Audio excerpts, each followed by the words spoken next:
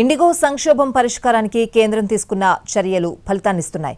అధిక శాతం ఫ్లైట్స్ ఎగిరేందుకు సిద్ధమవుతున్నాయి. మరోవైపు ఇండిగో సీఈఓ పీటర్ ఎల్బర్స్ కు డీజీసీఏ మరోసారి సమన్లు జారీ చేయనుంది. ఇండిగో సీఈఓ పీటర్ ఎల్బర్స్ కు డీజీసీఏ నేడు మరోసారి సమన్లు జారీ చేసే అవకాశం ఉంది.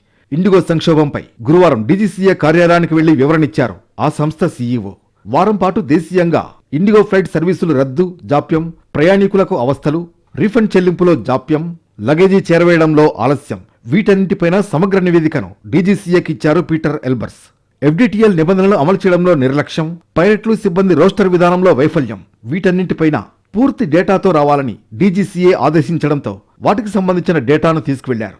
ఇండిగో సీఈఓతో పాటు సంబంధిత విభాగాల సీనియర్ అధికారులు డీజీసీఏ కార్యాలయానికి వెళ్లి సర్వీసుల రద్దు, పునరుద్ధరణ, పైలట్లు సిబ్బంది నియామక ప్లాన్కు సంబంధించి సమగ్ర డేటా ఇచ్చారు. ఇండిగో సంక్షోభంపై 4 సభ్యులతో విచారణ కమిటీని నియమించిన డీజీసీఏ ఆ కమిటీ నివేదిక అందగానే చర్యలు తీసుకోనుంది. సంక్షోభంతో ప్రతిష్ట మసకబారిన వేళ దిద్దుబాటు చర్యలకు దిగింది ఇండిగో యాజమాన్యం. ఇప్పటికే పలుమార్లు ఇండిగో సీఈఓ ప్రయాణికులకు సారీ చెప్పారు. తాజాగా ప్రయాణికులకు అదనపు ట్రావెల్ వోచర్లు ఆఫర్ చేసింది ఇండిగో.